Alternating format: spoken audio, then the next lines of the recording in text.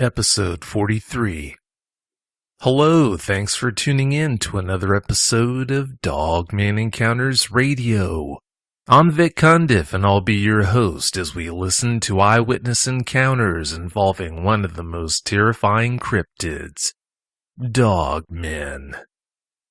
Before we bring on tonight's guest, I want to take care of a little bit of business here. If you remember last week's show, my guest was Jim from Omaha, Nebraska. Well, partways through the show, Jim told me about his son, Landon, who likes to listen to the show every Friday night. Well, we talked about Landon, but a short time after the show, I realized that I didn't say hi to Landon. Landon, I'm sorry about that, buddy. I want to fix that right now. Thanks for listening to the show. I really appreciate it. I've got a couple of encounters I want to read to you before we get underway. The first encounter was submitted by an anonymous eyewitness, and it reads, I was 14 years old and lived in central Louisiana at the time.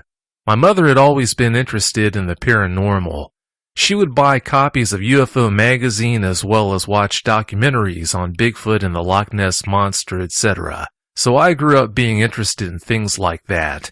I always believed in them. I never had any inkling, though, that werewolves, dogmen, or whatever could possibly exist.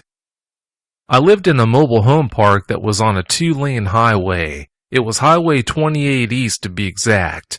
It was a long street with a cul-de-sac type of dead end. At the dead end to the left was the only brick home in the park. Straight ahead was a thin woods with several trails going off in every direction. To the right slightly was a deep ditch that people had dumped old washing machines, broken laundry baskets, and other trash in. A thin metal wire fence ran from the ditch across into the woods and out of sight. We, the kids in the neighborhood, had what we called a club where we would all gather to hang out. Some of us had gathered busted or discarded dining room chairs and placed them in the center of what was the thinnest area of trees. I had come there to figure out where to put everything. Beyond the deep ditch, further into the woods, was a small stream with hills on each side. An enormous old oak tree had fallen beside the stream on the side I was on. I spotted an old metal folding table near the stream and went down to inspect it. I thought it would be a good item to put in the center of the chairs. It seemed in good condition, so I decided to head home. I planned on getting it the next morning. The next morning, I made my way toward the metal wire fence, which somehow, I don't know why, had been bent on both the top and bottom inwards, toward the center of the fence.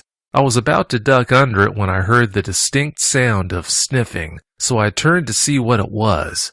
Standing on the other side of the stream was a 7 to 8 foot tall creature sniffing the air. Its head was turned slightly. The first thought that entered my mind was, oh my God, werewolves are real. It stood on 2 powerfully built muscular legs that ended in enormous paws. It had no tail. It had a massive chest, extremely muscular arms and hands. The hands seemed to have the same kind of pads that a paw has, but they were arranged differently. It had a wolf-like head and tall pointed ears. The eyes glowed red. The ears were in proportion to the head. It had a snout or muzzle. It kept sniffing the air. Then it stepped over the tree trunk like it was nothing. I would have had to physically climb it to get over it. I thought it was coming after me. It stopped and seemed to be breathing or panting, but there was this deep rumble that accompanied it. I decided to get out of there before it did see me. I ducked up under the fence, ran to my bike that was parked off the road, and pedaled my butt home. I never went into those woods after that. About a month and a half to 2 months later, we moved to Mississippi. Only many years later did I discover the term dogman. It scared me, but also started me on my fascination with ancient myths, legends, werewolves, and many other non-Bigfoot cryptids. The second encounter reads, a friend of mine had moved south to work with his uncle. Things didn't work out, so he called and wanted to know if I would pick him up at the bus station in Springfield. I told him sure. The day he came back, his bus wasn't due until 1:30 a.m. When it showed up, he was starving, so we headed up the road to Steak and Shake. While we were eating, some girls showed up after a night of partying. We stayed around and talked with them for a while. Well, by the time we left, Brian wanted to see if we could swing by one of his old girlfriend's houses before she went to work. He wanted to see if he could stay with her for a while. I didn't have anything to do the next day, so I told him that would be fine. She lived in Assumption. To get there, we headed back to Taylorville. Then, instead of heading out to Pana, where I lived, we would cut across through the country to get to Assumption. To do this, you have to go out by Bertinetti Lake. At that time, they had just started developing the place for housing, so it was semi-rural with woods around the lake and the road we were on. So here we are driving and just about to cross a bridge when this huge canine-type thing comes running out of the woods to our right. There were good-sized, freshly dug ditches on each side of the highway. This thing jumped from the bottom of the right ditch, cleared the highway, and landed on the backside of the left ditch. Then it ran into the woods.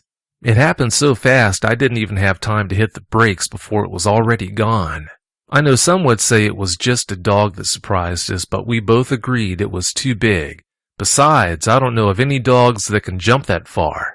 I remember it had gray and light brown fur. It was very bulky and muscular. It was also on all fours. We decided that we didn't need to hang around the area and sped up. We told our friends, but most just laughed it off. Whatever, we both knew what we saw. Years later, I was looking on the BFRO website. I saw there were 2 sightings reported that took place about a mile to the east from where our encounter happened. When I first read the woman's report years ago, she said it took off running on all fours and was wolf-like. I see now someone has changed her story to sound more like a Bigfoot. However, her sighting and another reported after her say that this was where Highway 48 crosses the South Fork of the Sangamon River. Follow the river back east until you see Lincoln Trail Road. That's the bridge where we were at. It seems like it uses the river bottom to stay hidden. Also, there are all kinds of housing additions there now. I went to their community-wide garage sales there a few times. It seems as though a lot of cats and dogs go missing in that area. Posters were up everywhere. Well, I know that was a little long-winded, but that was my encounter. Signed, Anonymous. I want to thank both of you for submitting those encounters. I appreciate it.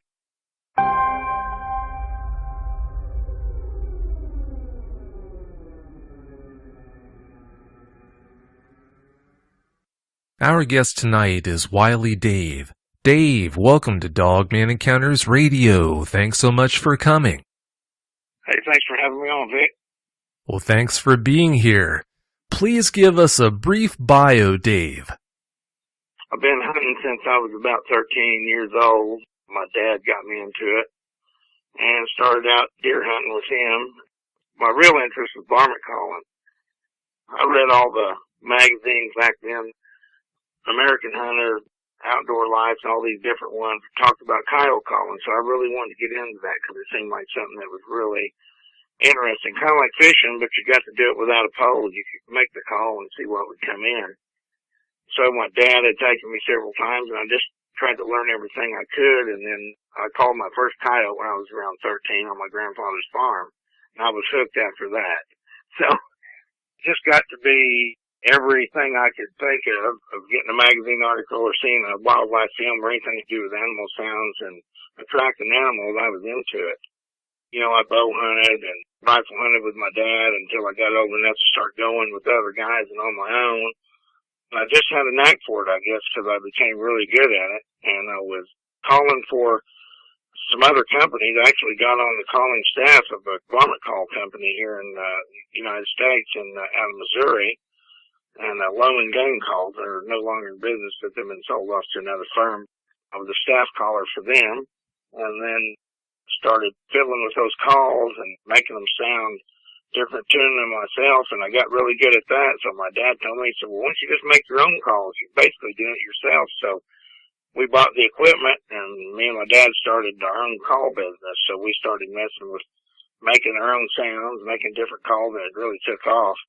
I got to be one of the most notarized coyote callers in the U.S. I won the world championship in '92 and then some other contests around the country, and then just basically hunting all over as much as I could. I'm deer hunting still, but I more or less was known as a varmint caller. Bobcats, coyotes, mountain lions. And then I got into photography, which I was always pretty good with a camera, so I started taking pictures for magazines, and I started writing for some of these coyote hunting magazines. Trapper and Predator Caller, Fur Fishing Game, some of those ones out there then. After you get going to these shows, you get more notoriety and people know who you are and you get asked to do more things, and it just kind of blossomed from there. I was killing really big coyotes and some of my pictures got published and stuff, so I'd go to these shows, people knew who I was, and this is back before the days of all the Outdoor Channel and, all these different hunting shows. We didn't have all that stuff back then, but then I was kind of, got into other things there. I'm a welder by trade, so I wasn't having the time that I had to go do these things because I was out doing, welding jobs and stuff, trying to run my welding business and that. So the welding kind of took over because you know how it is when you get a family and stuff. So things kind of went the other direction. I was still calling and hunting, but I couldn't hunt every single day like I used to.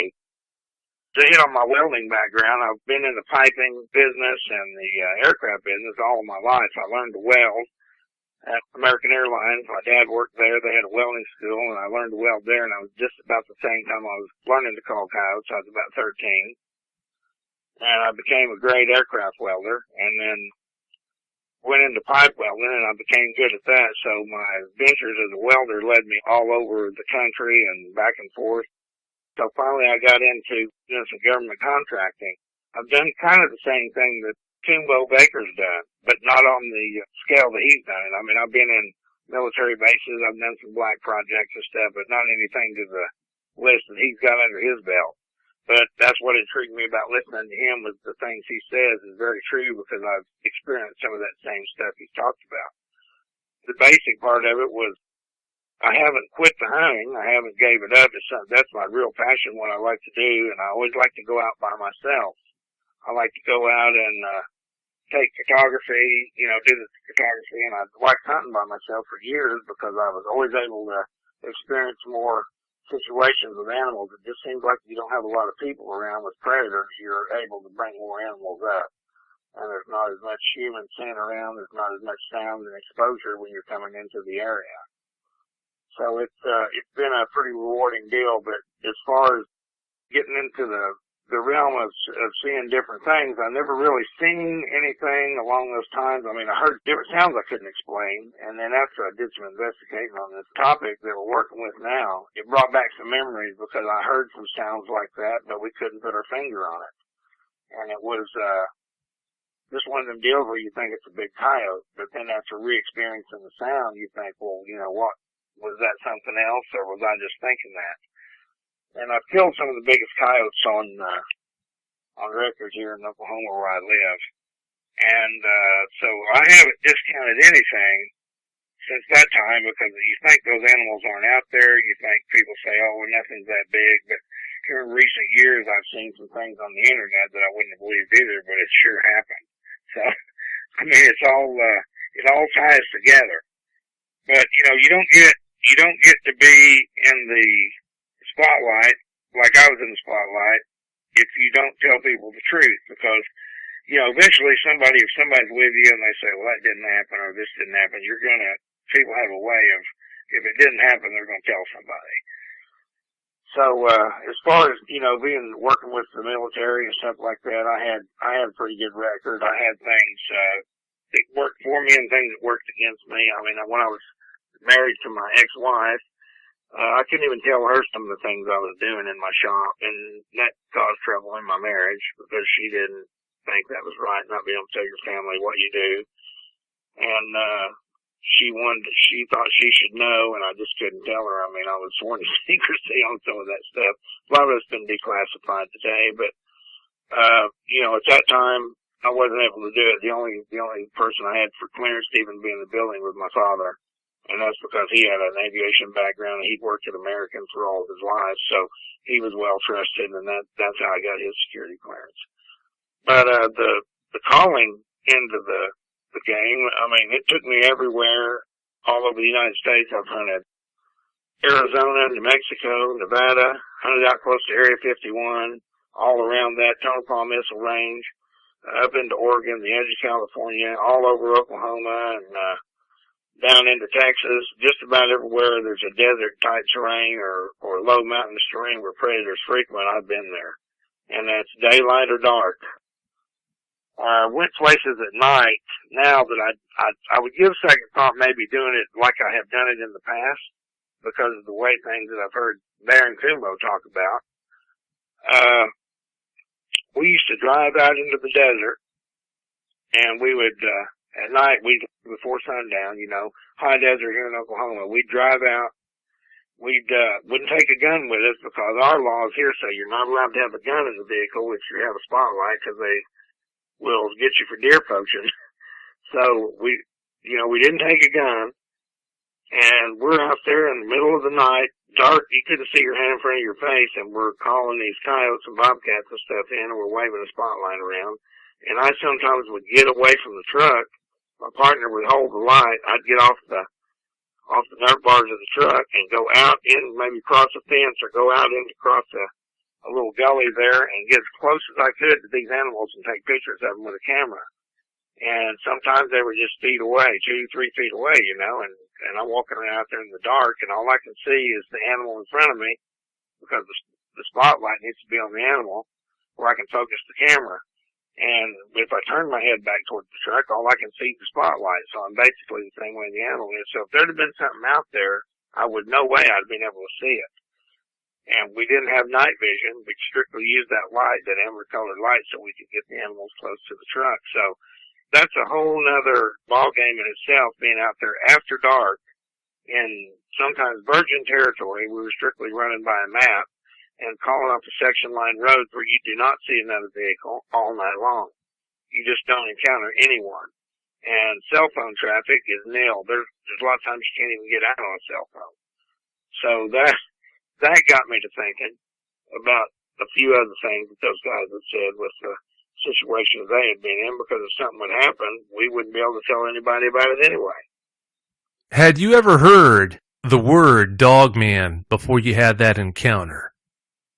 No, I never knew I didn't know what a Dogman was. I mean, I thought a Dogman was the movie, with Tom Berenger and Barbara Hershey, the dog, Last of the Dogmen. That's what I thought it was, Somebody said something about, I heard somebody say that one time, and I said, yeah, that's a Tom Berenger movie. I watched that. Pretty cool movie, but you don't think of it as Native American, the way that we're talking about it, these, and I guess in the folklore, we can talk about that in a few minutes, some things that I found out about, the Indian people here in Oklahoma and another Indian tribe you might be interested in. But they talked about this clear back into when the Native Americans were living here on the continent by themselves before anybody was here.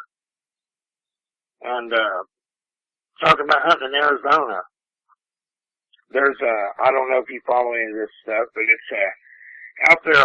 This is a little piece of information here. I was out actually on a coyote trip in Arizona, a hunting trip, and I said I'd never heard that term, but I heard it's a similar term, but they didn't call them dogmen. The Navajo Nation out there on the Indian reservation. I've made a lot of friends out there because I met these guys in the World Championship hunts that I went on, and some of the Navajo guys came back here for a calling contest. And I've got a lot of friends out there in that part of the world.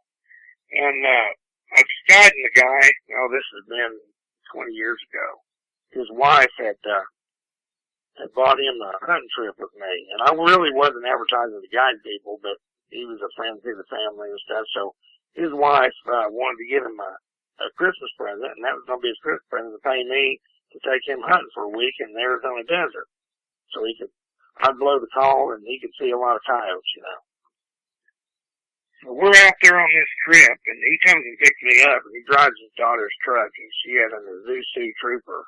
And this thing was, if I'd known what was wrong with that truck, I'd never got it. But that thing was plagued with problems, man. I mean, it was worse than Apollo 13. It was, we got, before we ever got out of Oklahoma, the back axle come out of the truck. So we had to stop outside the Oklahoma-Texas border and put an axle in it.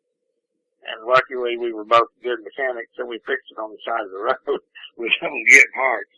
So we got that buttoned up and we head on into Arizona, and we get there and get a motel, and the next morning we get up and it's about 5 below zero. And we're headed out on a road called US 666. Are you familiar with that? Yes, I am. Okay, well, the government changed the numbers of that road for what they say superstitious values or whatever they call it. But anyway, I didn't care. You know, we joked about it being the Devil's Highway because that's what they called it back then. But we get 40 miles out into the desert out of Gallup, New Mexico, and the truck breaks down. The water pump falls off of it. No, I'm sorry. The transmission first. Okay. The transmission came out, just fell out of the truck, wouldn't go into gear. So we had to leave the truck on the side of the road. We're 40 miles out into the desert on US 666. We both have camouflage on, desert camo. It's 2 degrees outside. And, we couldn't leave all of our valuables in the truck, so we're busy stashing our rifles and binoculars and everything out in the desert there, and under a bluff where nobody knows where it's at, so we can get another vehicle and come back and get it. So once we get that done, we're on the road trying to hitchhike back to Gallup. There is nobody giving us a ride, Vic. Nobody's going to stop. We couldn't get trucks to stop. Truck drivers wouldn't stop. So finally, I get money out. I'm holding up a $100 bill. Nobody will stop. Trucks are driving by us like we're not even there. So finally, you know, I told this guy with me, I said, I guarantee you, man, we're going to be blue by the time we get back to Gallup. You just better keep huffing it. So we're headed that way, and finally this truck pulls over. And it's a single cab pickup, and it was a Navajo rancher and his wife, and he had a blue heeler dog in the truck with him. And the dog was riding in the middle. He said, guys, where you headed? I said, well, our truck broke down back there at the VC Trooper. He said, yeah, I've seen it back there about 2 miles. He said, where are you going? I said, we need to get to Gallup. He said, well, I can give you a ride, but as you can see, the cab is full if you don't mind getting in the back. I said, yes, sir, we'll take it. So we got in the back, and he gives us a ride back to town. Of course, we were frostbit by the time we got there, you know. So I tried to give this old rancher, I tried to give him that $100. He wouldn't take it. He said, no. He said, I won't take any money from you. But he said, are you some kind of hunter? I said, yes, sir, I'm a predator caller. I own a predator call company. He goes, are you any good? I said, I'd like to think I am. He said, well, if you're any good, he goes, here's a map how to get to my ranch. He goes, I have a sheep operation out there about 20 miles beyond where your truck's at. If you come out to the ranch, he said, I'll give you all the property you want to hunt on out there. So I said, sounds good to me. So we thanked him for the ride, and we got back to town, and I was able to borrow one of the game department's trucks. I called my buddy Mike there. He runs the wildlife department. We got his four-wheel drive, and we headed back out. So we scouted around that first day and made a few stands and called around out in the desert, and I got the guys some coyotes and stuff. So the next day I told him, I said, let's go out and see this rancher. So we go out to hunt with this guy on this guy's property, and we drive in the place, and we get out, and he meets us out there in the front of the house, and his wife wants us to come in and have some lunch before we go out to eat. He's going to show us the ranch. So we sat down, we're talking there, and I don't know if you know anything about Navajo people or not, but if they invite you to lunch, you don't refuse. You need to accept, because if you don't, it's kind of a insult to them, because they just don't invite everybody to their table, especially white people. So we're sitting down with this rancher and his wife, and he starts talking to us, and he's telling me some of the Indian folklore about the reservation and things. Some of it I already knew, some of it I didn't. And he showed me the perimeters of the ranch and places up in the part of the high desert there. And I asked him, I said, well, you know, before you came along, we'd been walking for an hour. We couldn't get anybody to give us a ride. He said, no one will give you a ride around here if you're walking on that road. I said, what is it? He goes, they think you're a skinwalker. Oh. Do you know what that is? I do. Okay, well, I didn't know what he was talking about until I sat there and I looked at the guy that's with me. His wife looks at me and then she looks back at him. And I said, well, you're going to have to define that term. This guy's name was Elvin. I think I remember his name was Elvin. And I said, Elvin, you're going to have to refine that term. I don't know what you're talking about. He goes, you realize what road you were on? I said, yeah, US 666. He goes, well, our native people out here think that there's evil on that road. He said, they think you're going to turn into a wolf or a bear or some kind of bad animal that's going to eat you. And they said that's why they wouldn't give you a ride. They thought you were a skinwalker in disguise. So they thought if we got in the truck, as soon as we got in, we'd turn into something else, you know. So I thought, Barry, the guy's with me, he kind of laughed, you know, and I said, well, don't laugh at these people when they tell you this stuff, because I said, they take it to heart, they believe it, this is their native heritage. So I did a little study on it, and they believe that back forever, and a lot of the elders still believe that. Some of them out there still think that this is it's a tribal thing, and I come to find out about it, it's more than just the Navajo. It's the Hopi, the Zuni, all those Indians out in there in those tribal lands believe these things exist. And some of them claim they've seen them and heard them in the middle of the night. So I wouldn't say that they're not telling the truth. They know more than we do. That's true. They do know a lot more than we do about a lot of things. I don't know all that much about skinwalkers, but I did know it's a pretty widespread belief amongst various types of Native Americans. And later on, I was talking to another guy, and this guy was just totally something away from cattle calling. This guy was on a welding job to me, and he was a Navajo Indian.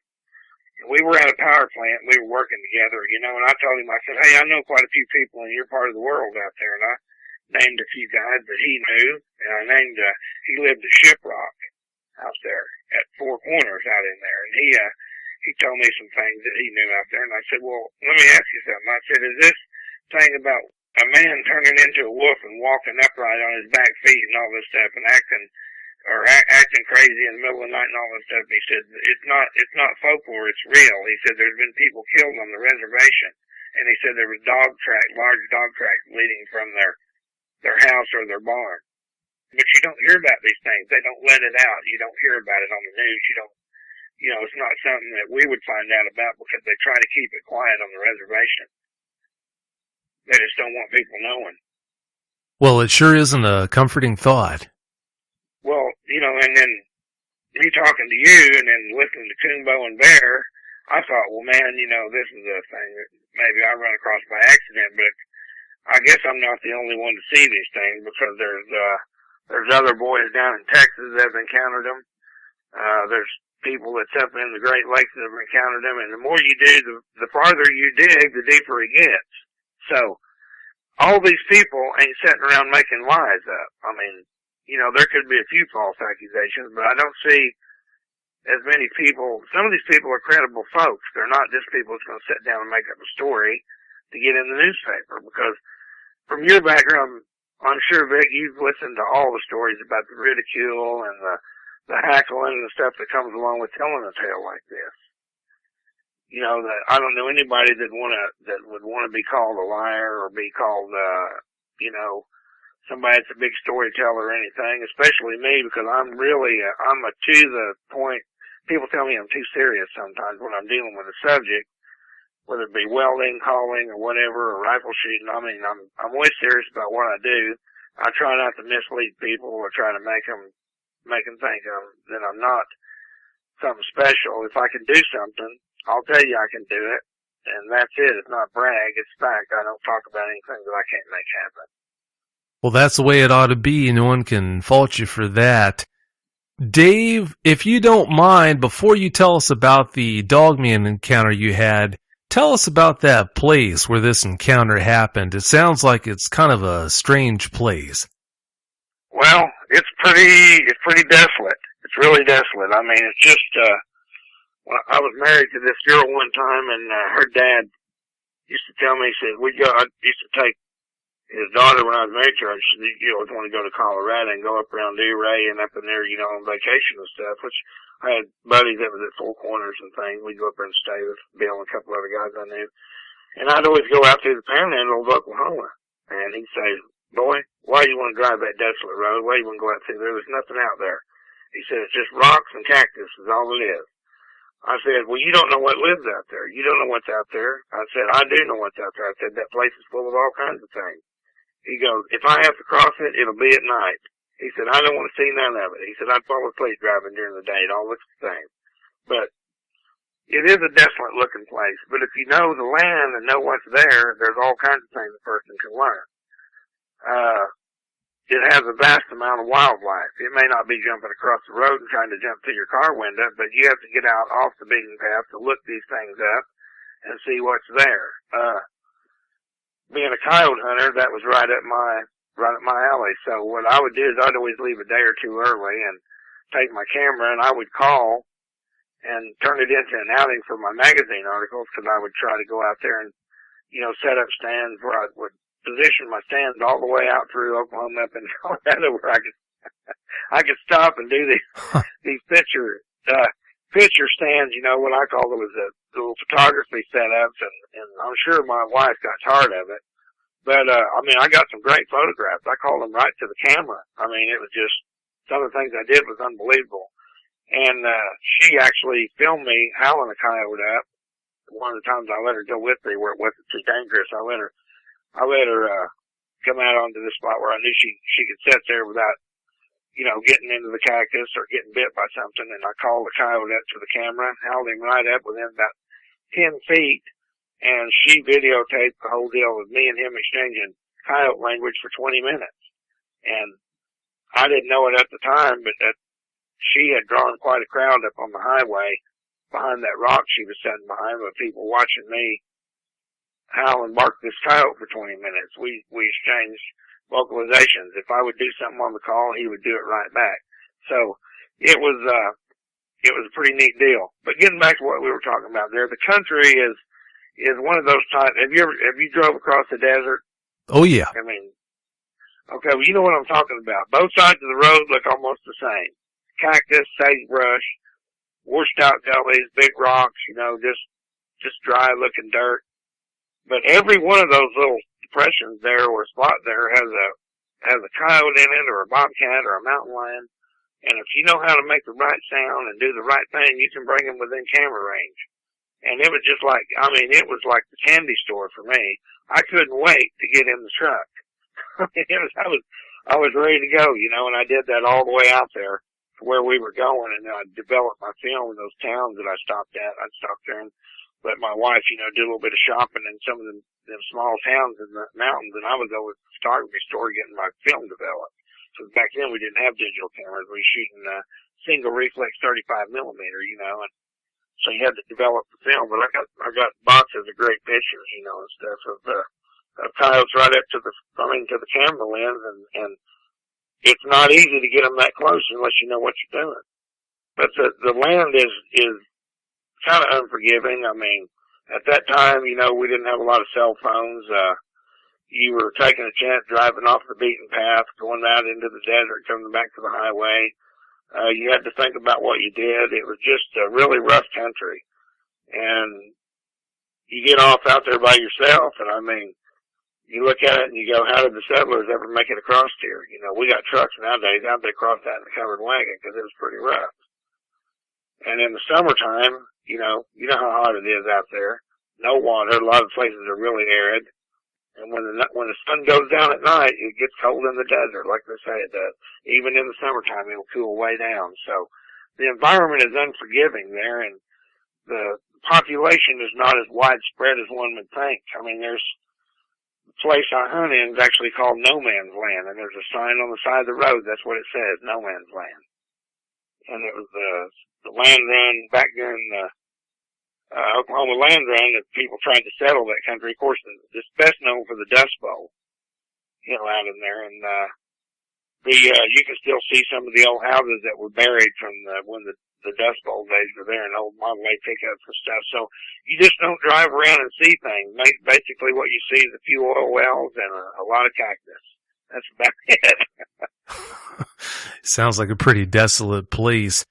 You need to know a few survival skills out there. If a guy got stuck very far away and didn't have the right kind of communication equipment, yeah, you could be out there for a night or two. Or if you got injured and you were by yourself, it could really go south. So guy needs to kind of think about what he's doing, maybe tell somebody where he's at, where he's going to be, But even if my family, My dad's been out there with me numerous times, but unless I told them the exact road I was on or where I was hunting, I mean, they'd have to have helicopters searching right and left just trying to find my truck. So it could be a real ordeal. Oh, I can only imagine the kind of trouble you could get into out there if you didn't play your cards right.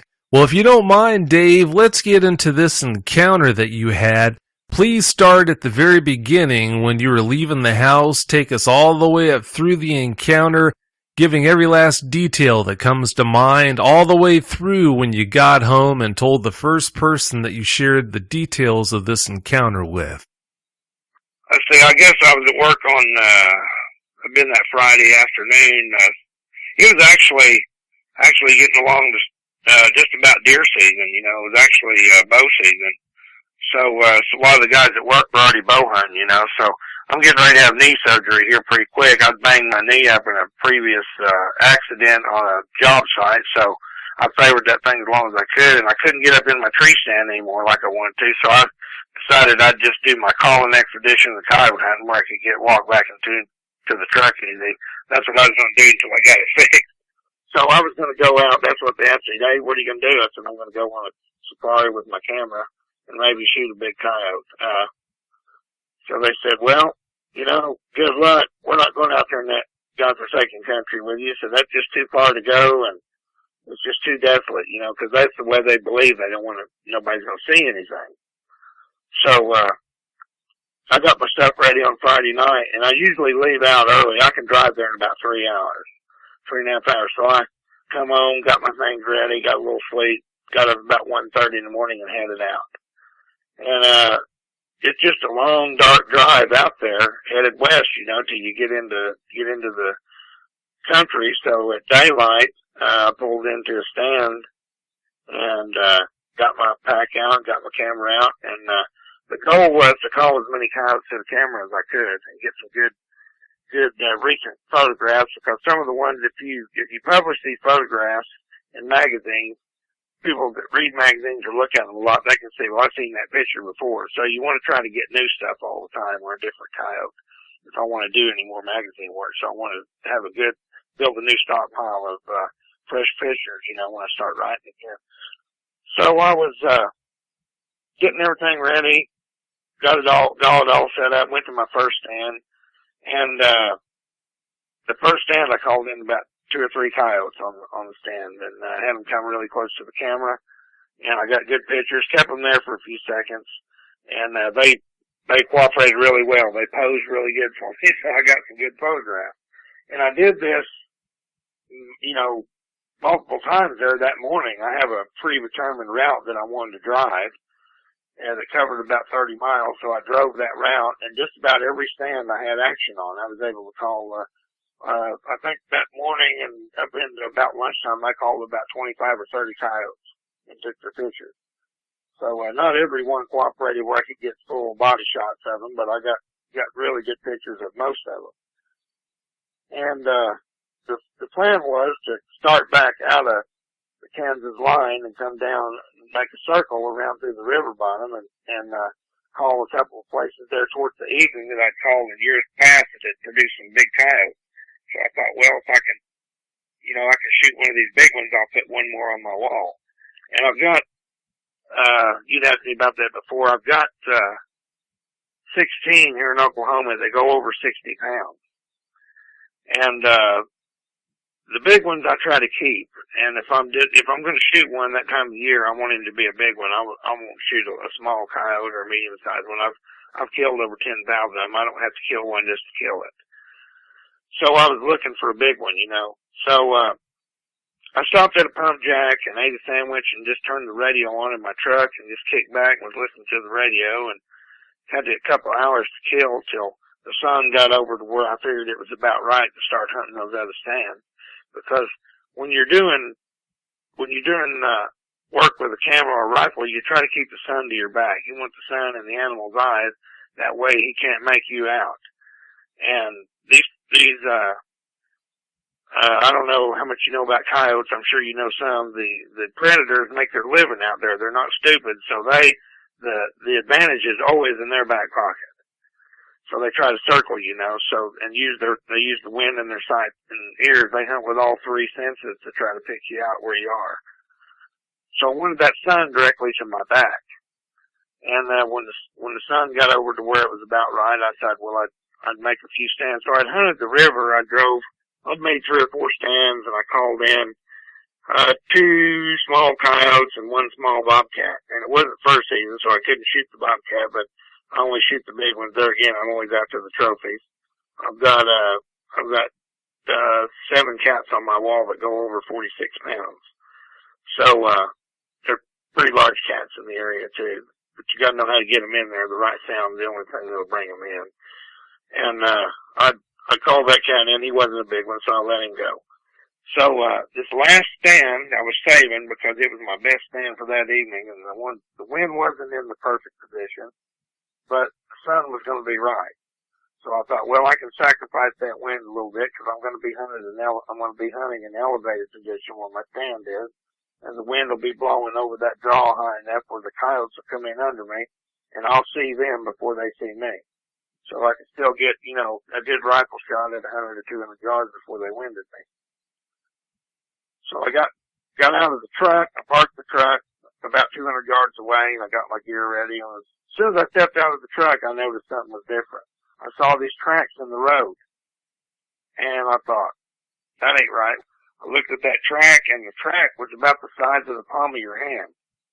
I've tracked mountain lions for miles, and a mountain lion track is a big track when a cat puts his foot down, but there's no toenails. When a cat puts his foot down, there's no toenails unless he's running. And there was no toenail marks. So, you know, the toenails were definitely fine. But the only thing that was there was a 3-toed track in the road. And it looked like something had set down because you could see the heel of this animal. And it was about, from the front toe to the back of the heel was about 9 inches. You know, I looked at it and I thought, man, I've never seen nothing like that. So I thought maybe it was just an anomaly of some kind. Maybe a stick had got rolled over into that track or something, you know, and it didn't give it too much thought. So, being out in the elements like you are, I know you probably drove some pump roads yourself. When a pickup drives down a well road or a pump road, it's kind of the 2 places where the tires follow, and the center has a high spot in the road. And the grass usually grows right there. Well, that's the way this thing was walking. It had its foot kind of up on that grass. And I could see a track, and then I couldn't see a track. I'd see part of a track, and then I wouldn't see a track. So this went on for about 150 yards until I got up to the edge of the canyon. And then I had to cross over into some soft dirt, and I got up there to where this tank battery was, over to the edge of that. I walked around the edge of this log and before I got out into the sagebrush and stuff to sit down where I was going to get cameled up and make my stand, and I seen these tracks going off down this draw, and it was those same tracks again, about the size of my hand, and you could see the toenail marks, and these were huge, and I thought, man, what in the hell is that, you know? It went off and dropped off into the rocks, 3 or 4 steps there, and it dropped off into the rocks, and I couldn't see it anymore. So I thought, you know, of course, I didn't have my camera with me at that time. It was getting dark, and I just had enough light to make a stand with my rifle. So, still enough light for plenty of shooting. If I'd had the camera, I could have took pictures of it, but no time to go back and get the camera and photograph the tracks. So, I went ahead and set up, got my shooting sticks out, got my pack off, and got it set down. And the rifle I was hunting that day was with the rifle I took with an AR-15. And it's a heavy barrel, what they call a sniper version, a heavy barrel rifle. It's a stainless barrel, 20 inches long, very accurate gun for a 223. And had a really good scope on there. And it's one of the best ones you can get. Night Force 315 power. And I had two different scopes that I put on there, back and forth, and then swap them around. I've got several different scopes. I think that day I had the Boston long one in the military. That's right. I did have it on there that day because I took it off the night before and sighted that rifle in. That's right. I did have the Boston long one there that day. Okay. So, I got everything set up and because I was shooting my mil dot reticle. And I had on full camouflage, and on a scent lock suit, which is, I don't know if you're familiar with those, but that's a charcoal type suit that hunters wear to knock down the human scent. And I always spray down with a scent spray on top of that just for extra measure. So full camouflage, scent lock suit, full camouflage. There was no way that the animal could have seen me. And the truck was totally concealed from that position.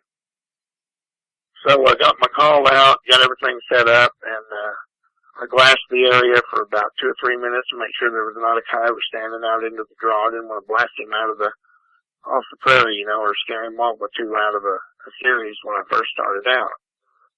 So I set the binoculars down, loaded my rifle, and got my call, and I made my first series. And this call that I'm talking about is one that I had made. It's a special call that I built.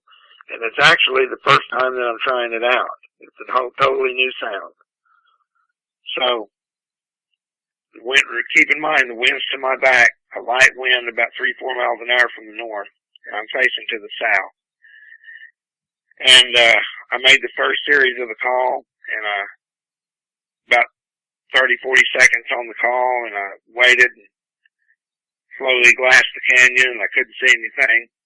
And this draw that I'm hunting goes up into a big curve. It's a big what we call a dry wash. And it goes up into a big curve. It goes around there for 3/4 of a mile. And I waited, didn't see anything.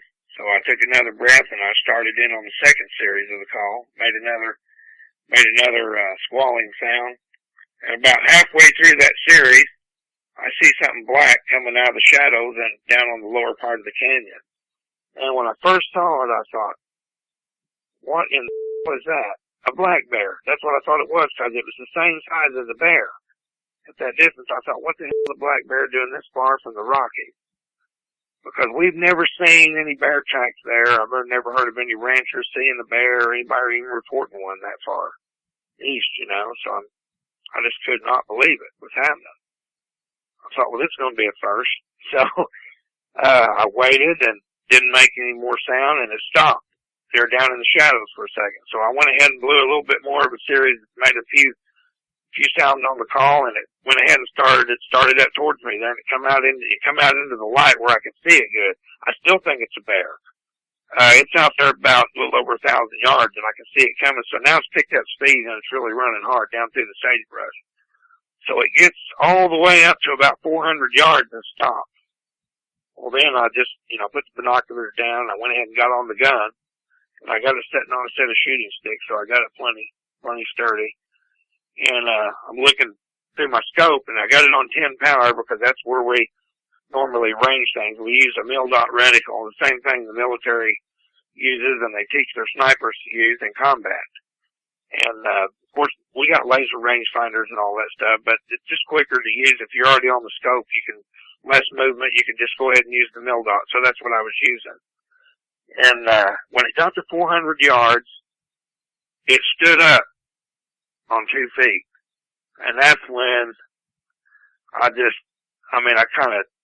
you have that you've had those feelings where it just kind of goes over you, What the And then I had to look again. So I looked through my scope, and this thing's standing on 2 feet. It ain't no bear. It don't look like a bear. No bear's that tall. This thing was 8 foot tall in the reticle. And I ranged it twice to make sure. Made sure I had my reticle set exactly on 10 power so I could get everything to the right mil rating that I wanted. It was 8 foot tall.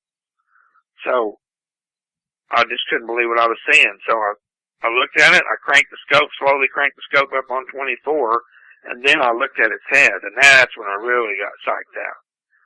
This thing had a dog snout. It looked like a dog in the face. It had a dog's nose. The head was massive. It was just a huge black head. I could see the eyes. The eyes were not really big. They weren't just massive eyes, maybe the size of a bottle cap or a marble or something. But I could see that animal's eyes. I was looking right into his face on that 24 power, the 24 power setting on my scope. And I could see the wrinkles in his nose. But what really shocked me was it had these ears that were about 4 inches tall on each side of his head, and it looked like a Doberman pincher. and those ears were flicking back and forth. They were moving. He was looking for the sound of that call. He was looking where it come from.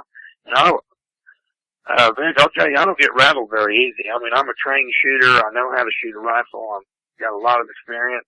I don't get buck fever. I don't get excited. I've made some great shots on coyotes at long distance. And, this thing, it had me shook a little bit. The hair actually stood up on the back of my neck. My heart was beating fast, and I normally don't get that excited. But I knew something was not right. I thought, man, you know, I've never even smoked dope, and people with the smoked dope would pay to see this.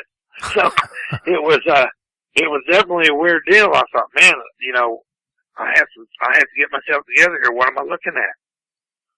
And so I looked again. I turned the scope back down just to make sure I wasn't seeing things. I turned it back up, same thing, but I could see the ripples in that nose, and then it snarled a little bit, and I could see its front fangs. It had front fangs and it had bottom fangs. Not like I've done some research, and it's not like people say, well, did it look like a boar's head or a pig? No, it was not a pig's nose. It was not pig fangs. It was canine fangs and a canine nose and snout. It looked exactly like, people said, well, did it look like this? Did it look like that? I said, I'll tell you what. Watch the movie Van Helsing, and you'll see what it looked like. Only this one was solid black. And that's what I saw. That's exactly what I saw. And I was totally freaked. But the thing about it was, I didn't know what to do.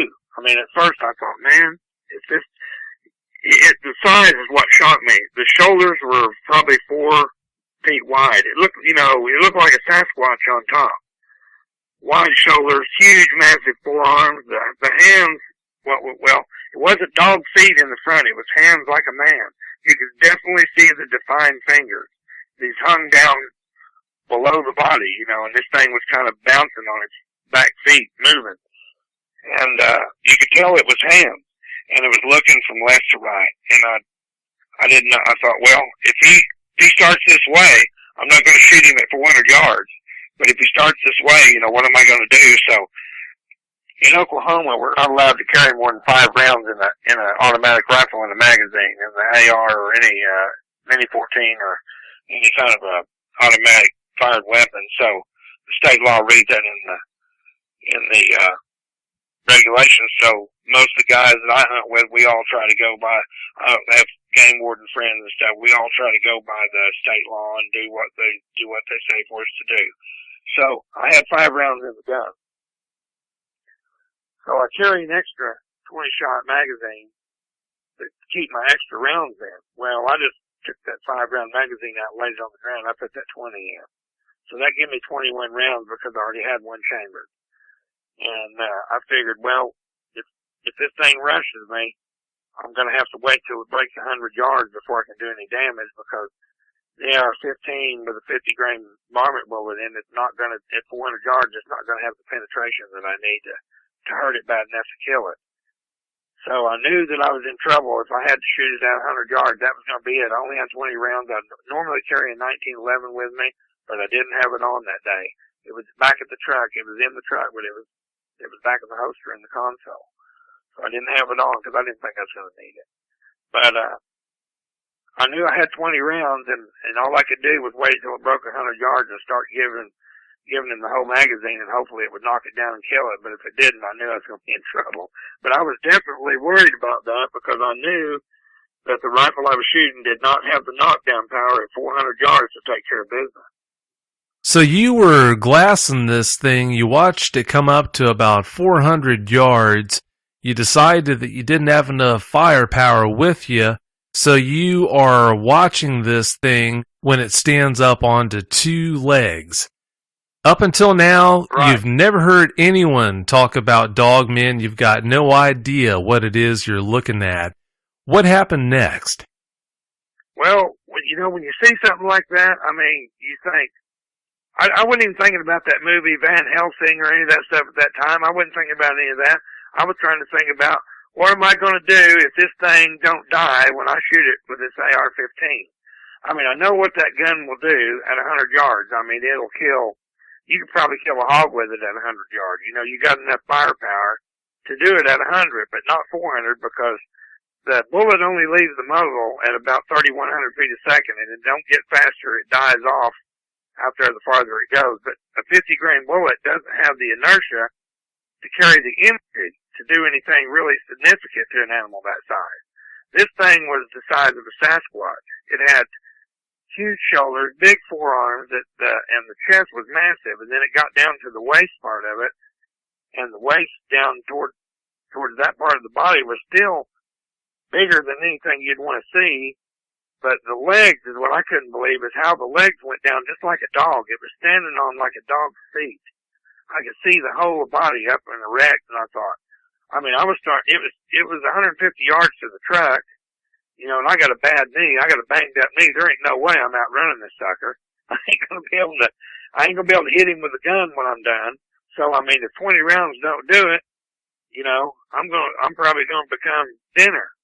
So, I mean, this thing was real. This wasn't a figment of the imagination. It was the only time that I've ever been to where I was actually didn't know what I was going to do. I mean, I knew that I couldn't run. I knew I was going to have to hold my ground. It's kind of like one of them deals in the military, I guess, where you got so much ammunition, you know, you're fixing to be overrun. So this is it, do or die. What are you going to do? You know, you're going to have to hold your ground. There's nothing, you can't go anywhere. You got to take care of business. When that dogman was coming into you, did you notice the forest noises around you stop? I didn't notice any. You know, a lot of times there's like ground birds and stuff that live out there, you know, and when you're driving into the area, you'll flush those up and you'll see birds and prairie dogs and stuff out in that area. And there was not, I come to think of it later, I thought about that after I'd on the drive home, when I hadn't seen any prairie dogs in that area, hadn't seen any birds of any kind in that area. Like I said, go back just a little bit here. The day that this happened, I was hunting an area previously about 15 miles from there. And I had all kinds of action in that spot. But when I drove down the river and made the circle up around the Kansas border, I come down around this lower place I'd been hunting. It was a totally different area than I'd been hunting. So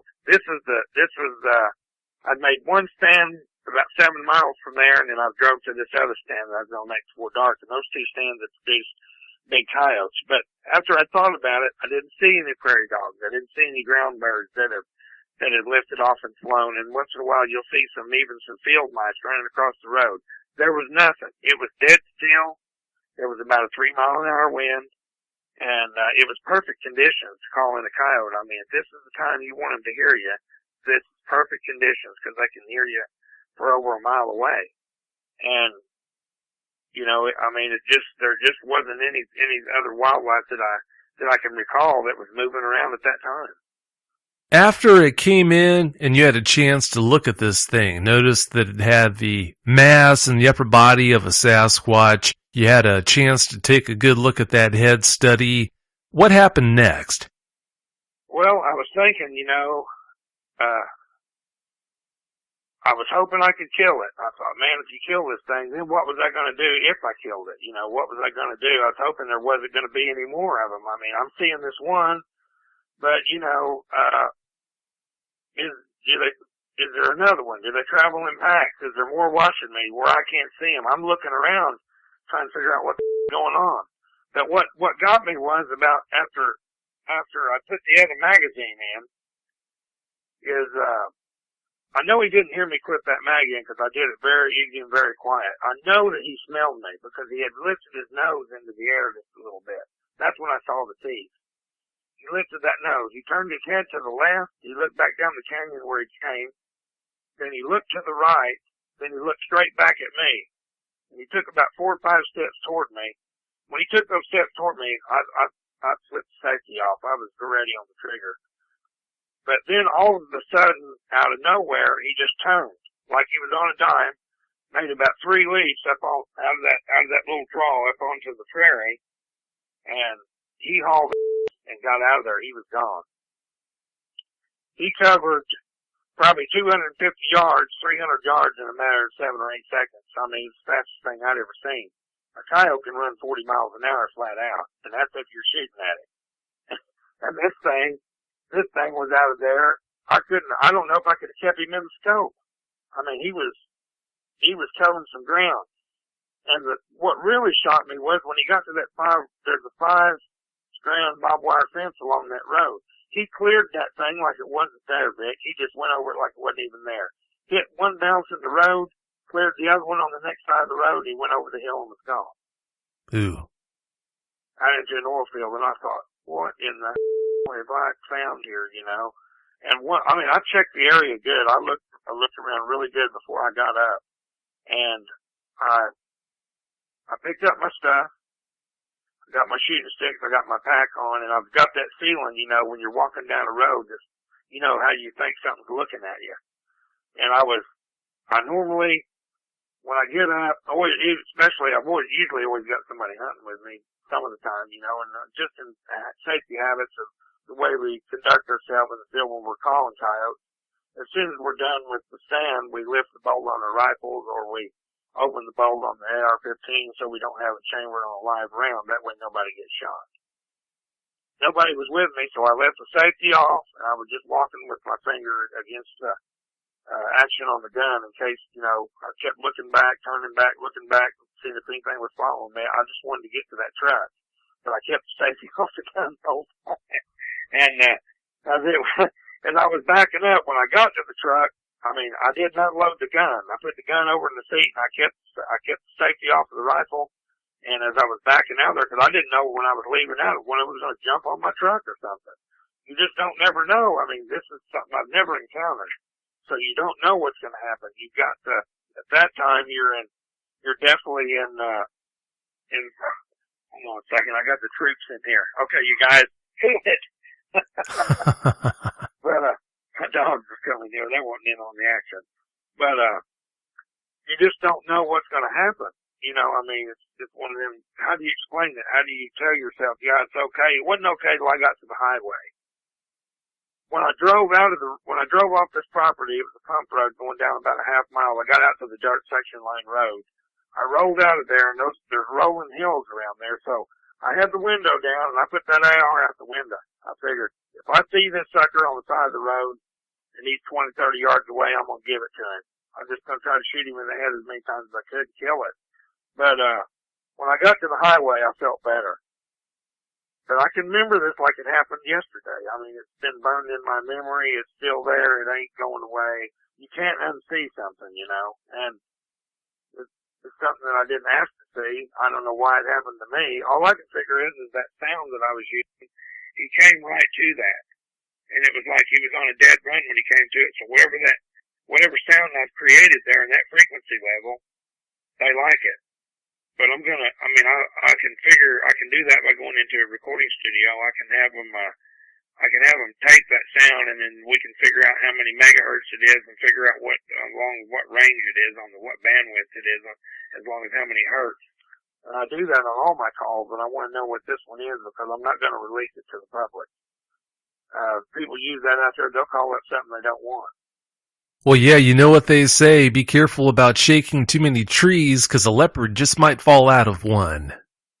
Yeah, if I sold that call to somebody or give it to somebody and then something happened where they got eat up or they got killed, I would never forgive myself, you know. I made the sound myself. I made a lot of calls, but I never made one with that low of a frequency, and it works good. It works great. And it'll call in bobcats. It'll bring them on the run. But I've killed some big ones with it. This sound here that I'm using, that's the cat call. I tweaked it a little bit and changed the frequency, and that's the one I was experimenting with the day I called this thing in. So he came, just like a freight train. He came right to the sound. Yeah, that's a really scary thought right there. If you would have seen another Dogman when you were glassing that one, would you have done anything different or pretty much done everything the same way you did? I probably had to change my pants. I'm telling you that the one was bad enough, but if there'd have been two, I definitely didn't have enough ammo. See, we hunt with we hunt with the AR because you can have 5 shots. A lot of times when I call coyotes in, we get more than one. We'll get 3 or 4 sometimes that come in together. And I'm pretty fast with the bolt gun, but since I've gotten hurt, on that industrial accident, the AR is just a little bit easier for me to handle. So after my surgery and stuff, I'll go back to shooting some of my bolt guns, but I'll definitely change the way that I do things I'm going to be looking at the ground more. I'm going to be surveying the area a little bit more. I'm going to be looking to see if there's any other animals out or there's other animal tracks in the road, because one of my partners that I hunt with, Harold, he's a big time hunter and shooter and really good rifle shot. We've talked about this extensively, and he said, I took him out there 4 times to this place and we haven't seen anything. And he goes, Dave, I think you're slipping. I think you're losing it. You can't call him in anymore. And he rides me constantly about it, but I said, I talked to a biologist, and this guy told me he's done extensive animal studies on big predators and things. He told me, when there's a mountain lion that's hunting an area, he said a lot of times, he said that the deer and everything will move out of that area. Small game will move out when a lion's hunting a place where, continually using that for its home ground. So he said, this biologist told me, he said, Dave, you could have been hunting that place, and that thing could have been moving around in there. That's why you weren't seeing any coyotes. But then, when I talked with you, you said you heard they run with coyotes. They do. Yeah, they do run with coyotes. What you saw that day, Dave, is what I call a canine-type dogman. I'm not sure if anyone's shared that with you yet, but I want to make sure that you know about that. There are 2 main categories of dogmen, in my opinion, from talking to I don't know how many people about their encounters and the dogmen that they've seen. You've got canine-type dogmen, and you've got what's called Type 3 dogmen. Unfortunately, the dogman you ran into being a canine type is the less desirable type of dogman to run into if you have to run into one of the 2 types. So I guess lucky you, huh?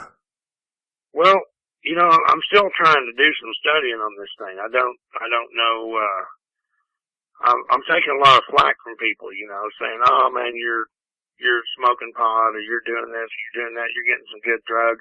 There's no way I'm not allowed to do illegal drugs of any kind. They drug test us all the time. I work in aviation as an aviation welder. They check us all the time. We're not allowed to do any of that kind of stuff if you want to keep your job.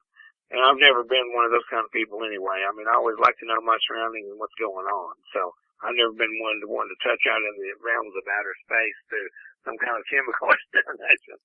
But the thing about it was that, when you're little, like you talked about, you see werewolf movies and you see all this stuff, and that's always been, a figment of our imagination. That when we're little, we think, oh yeah, werewolf man's coming on. We're going to watch some of those movies, even The Howling and all these different movies you see. It's all been Hollywood stuff. But then you see something like this and you don't know what to do. It ain't no man in no suit. You're not very smart if you run around out there in a suit like that. If you're very big, and with the guys I run with, because they're going to put a hole in your. They're not going to play around. If I'd had my M14 or my 6 improved, I guarantee you I'd have been putting steel on target. I wouldn't have waited. At 400, I could have took care of business, but not with the AR. You just don't do things like that. And this thing, I found the tracks. That's the thing about it. I found the tracks. I associated the tracks with what I saw as I put 2 and 2 together. And these were big as your hand. I've tracked wolves, I've tracked coyotes, I've tracked big coyotes, and there's no coyote or wolf got a track as big as your hand. That's without the toenail. That's the hand, the size of the palm of your hand. That's the pad area. That's not counting the toes and the nails sticking in the dirt. So you're talking about something that's got a big foot on it. It's pretty scary, isn't it? Well, it just, there's a lot of ifs and a lot of, and we don't have one to look at. We don't have one on the ground. We don't have one that scientists have done study on or DNA. So I would never call anybody a liar that said, I saw this or I saw that.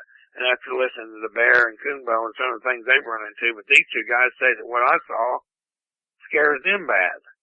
So, these 2 guys are fearless in my book.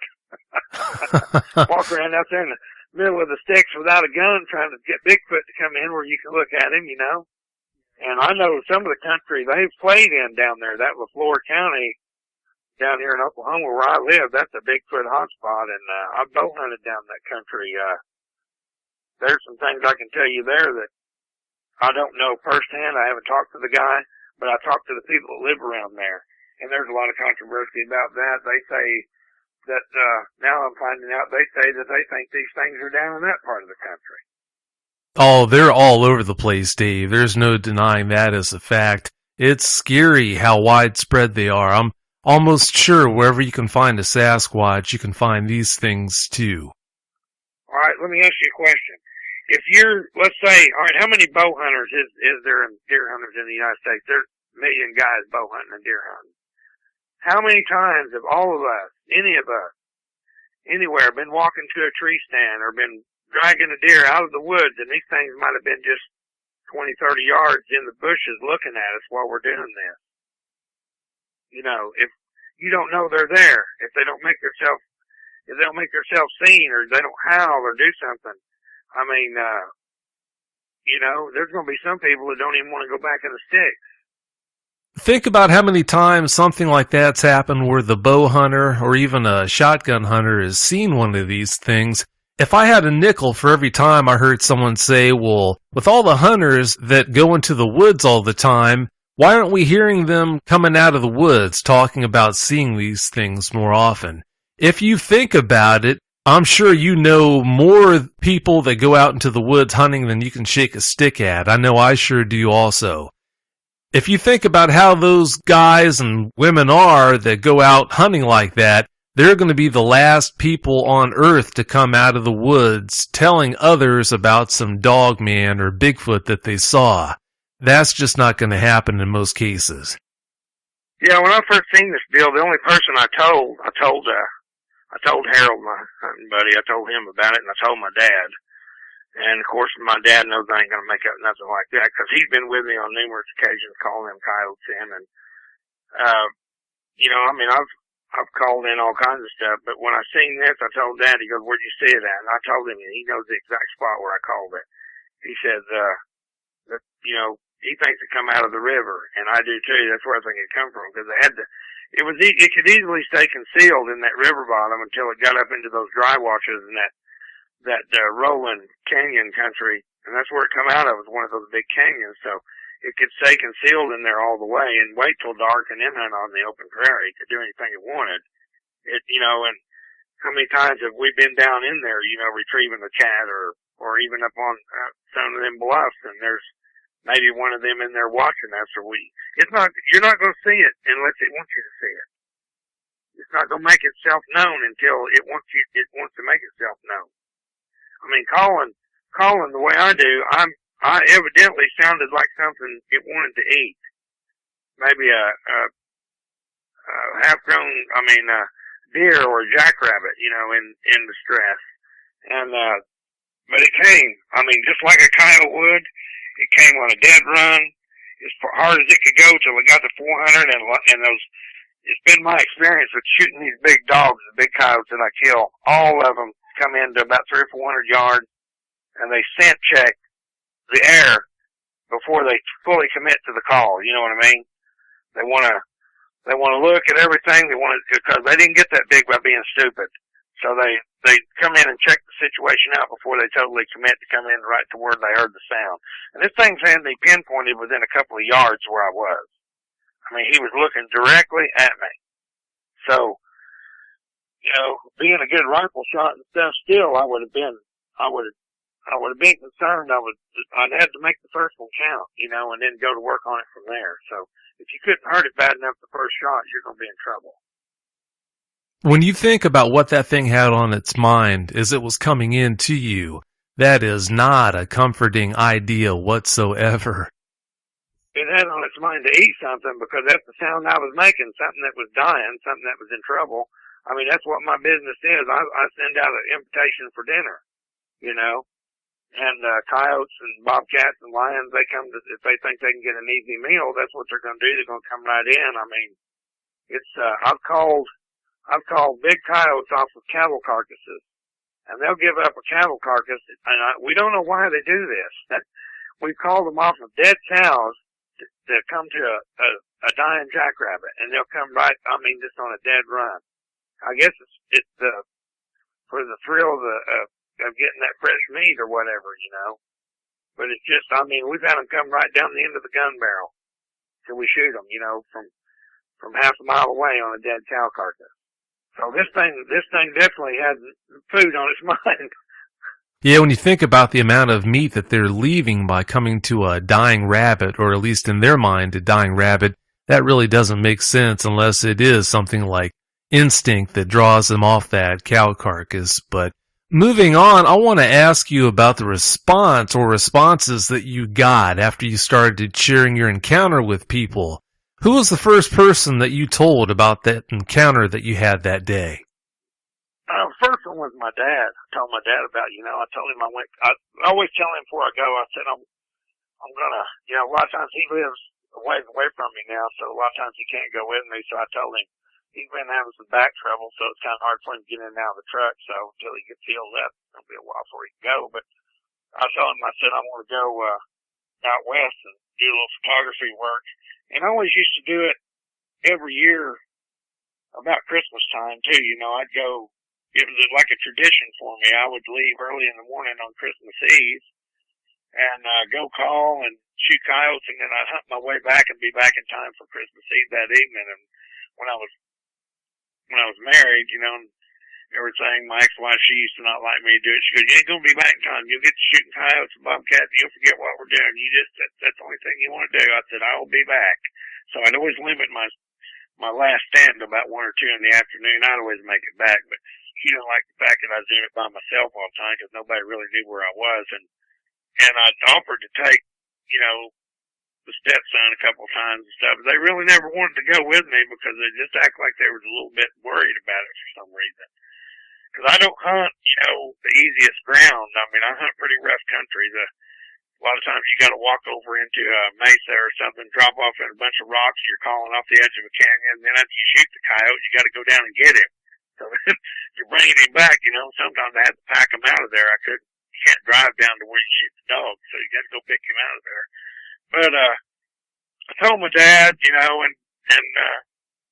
wasn't married at the time, so my dad, he grilled me extensively on it, asked me what he thought I saw, and he just went, he said, well, he said, you never know. He said, there's all kinds of things out there. He said, I don't think the Lord told us about everything that was on the planet. And my folks are, really spiritual. They definitely know the Bible, and I do too. But, like Dad said, he didn't tell us everything that's out there. We're still encountering things that we didn't know about. And, but I took a lot of heat from it. I really did. I took quite a bit of ridicule from different people. Once I told another hunting buddy of mine that I worked with, of course, they kind of laughed at me, and he hunts down there in the area where the siege at Honami took place. And he kind of shuffs it off, kind of sloughs it off about those Bigfoot being down in there. But I've told him, I said, hey, you better think about it. I said, what are you going to do if you're ever down there and you run into one of them? He said, I don't know until I run into it. I said, well, I wouldn't shoot it. Not if I was by myself. I said, I heard there's more than one all the time. So doing the research on it. But, people, their first reaction is to point fingers or laugh at somebody or call you a liar, Vic, because if they haven't seen it, they don't believe it. There's still people who believe we never went to the moon. I hear that all the time. So it doesn't bother me what they say. I know what I saw. I didn't make it up. I didn't, just get out of my truck and all of a sudden have some kind of a hallucination that was down there. I've seen it. It bothered me all the way home. So you can't see what you see. That's it. So, I don't point fingers at anybody that says they've seen something. There's lots of things going on out there in the woods, and you have a lot of people who see stuff that won't say anything because of the way things go when you tell people. If there was a type of person that you would not expect to be so skeptical about the possible existence of such a creature as Dogman, it would not be anyone in the Bigfoot community. When it all boils down to it, as far as evidence goes, there's every bit as much evidence to prove that Dogmen are real as there are pieces of evidence that Bigfoot exists. So it doesn't make sense that people who buy wholeheartedly into the Bigfoot phenomenon would turn their noses up at the idea that Dogmen are a reality as well. That's something I'll never get. Right. Well, here's another thing to think about, too. You know, in the calling business, when you're, like I said, when we're out there calling, we're out there sending out a message for dinner. You're imitating the sound that is a dying animal, okay? And it tells the predators out there that eat meat, here's a free meal. You know, this is easy pickings. So, in the Bigfoot community, you got these people going out there making these, I guess a whooping sound or, some other kinds of sound there, and they're beating on these trees. But, you know, I agree with Coonbo and Bear. You know, you better be careful what you're doing or know what you're doing and know where you're at, because you're going to be doing that one of these nights, and you're going to look around and you're going to get something you don't want. You're going to send out a call, and you're going to be messing around, and then it's going to be there, and then what are you going to do? You know? So you don't know if you pissed it off or not. Yeah, that wouldn't be a good situation, especially for someone that's got no clue what they're doing or what they're looking at. That wouldn't be good. These people making these movies and stuff, you know, and going out there and trying to cash in on the whole scenario, you know, I don't think it's a good idea. I mean, entertainment's fine, but I mean, they took this thing out to the level where you got all these hoaxers and stuff, and then it just makes it bad for somebody that's just trying to be serious and tell what they see. And of course, everybody's like, yeah, ha, ha, ha, you know, you're just like that guy that put the one in the freezer and all this stuff. You're just trying to get your 15 minutes of fame. Hey, I've wrote enough magazine articles and been on television shows, and I've shot for rifle companies and camouflage companies and stuff. I don't have to tell any kind of story to make up anything to get things I need to do what I want to do. I mean, it's not about that. It's about, you know, you go out there and if I wrote this article in one of those magazines I write for, I'd probably never get to write another one. They'd probably laugh me off the planet. Because they'd say, yeah, well, Dave's he's finally called in the big kahuna, you know. But he didn't get him. So, it's, trust me, they don't want to see this. These guys don't want this. Most of the ones I hunt with, you couldn't pour them out there if they thought this thing was real. I've got one more question for you here, Dave, then we're going to wrap this show up. Since your encounter, I know you've been putting some research into this. Have you heard about any other encounters out in that area where you had yours? Not really. I haven't been back out there. Like I said, I'm getting ready to go for knee surgery, you know, but and I haven't even worked on, in any of the rifles or anything that I mess with, but when I get my knee done, I'm going to be doing some more research. Harold and I are going to try to talk to some people. There's one guy out there in Texas, I think, that had some kind of an encounter, and I'd like to talk to him and see what he's seen, if I could get the guy to talk to him. It was some ranchers that live there, but I heard they're kind of hush-hush. They don't want to say nothing about it, but they were, most of the people I have told this thing to, you know, they know I'm good with a rifle. They know I can shoot good. But they said, oh, Dave, even as good as you are, I don't think you can kill it. I don't think you can kill it. You know, if it's real, because you get too nervous, you probably miss or whatever, you know. I'm not gonna miss. I mean, if it's standing still and I got it in my crosshair, it's gonna get shot.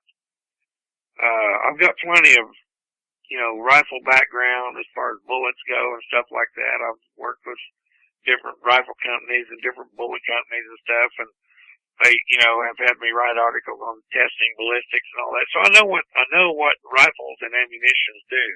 But you don't want to go out there messing around with something if you're really looking for an animal like that with the wrong gun, because it's not going to happen, Vic. You're just not going to be able to kill it. You know, I've heard of the stories in the Bigfoot community. Oh, I shot Bigfoot, but he ran up and run off. These guys are shooting 30-06. Of course, who's to say if they really shot Bigfoot? You know what I mean? Oh, yeah. You don't know because there's no body. I mean, there's nothing there. And after this Rick Dyer deal and all the things that guy done, I mean, what's the other dude's name? That Tom Biscardi guy. The thing that they've done, they put the whole research thing on its head. Nobody wants to believe anybody anymore because of these two clowns trying to cash in on something. It makes it really bad for truthful biologists and researchers. The guys that are the real researchers. But I don't know that I'd want to kill it just to kill it. I wouldn't want to kill it if it wasn't doing anything to me. But if it showed any kind of hostile intent, I would definitely not have a problem with doing it in. But I'm not going to go out there and just bang it just because it's standing there. You know what I mean? Oh, I sure do. And keep in mind also there, Dave, I always recommend if you're going to have to pull a trigger on one of these things, I'm going to highly recommend you only do it if you're convinced you're going to die anyway. Well, I don't know if I'm going to die. I would like to think I won't, but well, I hope you wouldn't too. Is there any reports of these things of running with more than one at a time? Oh, yeah. Well, one thing I do want to do, like I told you, I touched on the Indian tribes here in Oklahoma and the ones out in Arizona. Now, we live in Indian territory here, still what people call Oklahoma's a Native American state. And I've hunted with several guys that have Native American background, and they've never really mentioned anything about it, but I work with a guy that's he's part Choctaw and Comanche. And Carlos was telling me the other night we were working together at work, and he knows that I was going, dealing with this topic. And I asked him, I said, hey, do you ever hear any stories in your tribal stuff there, around your family about anything called Dogman? And he called it something. I forget the name of it he called it, but he said, why do you ask that? I said, because I had an encounter with one of these things. He said, for real? I said, yeah. He said, my grandpa used to tell us when we were little kids that we not to get far from the house when it was getting close to dark because this certain, like the man dog or dog man would be out and he might get us. So the Indians still think that. They still believe in that. And I know there's been some sightings on the Navajo Nation, and that's why those people at night don't move around much on the reservation. They're scared of this thing. They think it's out there roaming the desert and out there on the roads looking for people. And there's even been Bigfoot sightings here in the last year or two on the Navajo Nation. So when I get back out in that part of the world and hunt coyotes again, I want to meet with the tribal elders and I want to just ask a few key questions and see what they'll tell me. If you're talking about the Choctaw name for a dogman, it would be Neshobo Cheeto. Does that sound familiar? Yeah, that's it. Yeah. He said a Cheeto or something. Yeah. Okay. Does Bear have a name that he calls them things? Well, Bear, he calls them the Nelucifolea, but I always thought of Nelucifolea as being a different type of critter, but he's the one that would know. This Cheeto thing is what he said it was. Anyway, he called it that name. Anyway, the Comanche, they have another name for it. He told me that name too, but he said he's part Choctaw and part Comanche, but he said that both tribes had a name for these man dog or whatever they call it. And he said, yeah, they're real, Dave. They're real. I said, well, have you ever seen one? He said, no, but he said my grandpa said that his dad, when he was a young boy, said that they went squirrel hunting. And that his dad hurried the two boys out of the woods because he said that they heard one of these things growl and they could hear it pacing the same footsteps that they were pacing. He hurried them back to the road to get to the truck so they could get away. Now that's weird. Yeah, that sounds like a get out of Dodge moment to me. I can't say I'll blame him. Yeah, and didn't Bear tell you that he had an encounter here in Oklahoma somewhere? Yeah, I believe he did. I can't remember on that show exactly where, but I thought it was in Oklahoma where he was on that inlet and saw that dog man on the other side of the water there from him. Yeah, I'd like to find out where that was at. I mean, this is not something I really wanted to just all of a sudden become a dog man hunter, But I'm going to be out there calling. I'm not going to quit calling coyotes and bobcats just because these are out there. But if I have to deal with it, I will. But I don't want to let it. I don't want to affect my hunting any. Like I said, I'm not really one of those kind of people that's afraid of anything. I know I got the Lord on my side. I know He's going to take care of me. If I'm going to go, I don't think that's what He's got planned for me. But it's, I hope not anyway. But it's one of them things where we need to get a picture of this thing up close. We need to get some kind of of evidence that the DNA that the thing's real, that you can prove that they're out there. Now, people have seen it. They know it's real. The Indian people, a lot of them, they won't go outside after dark because they think this is what Carlos said. He said they kick the kids inside, they lock the doors up at night, they don't want to be outside at night. And the reservation, I know you don't see very many Indian people moving around at night out in the reservation. In Gallup, in town and stuff, you'll see them that live close to town.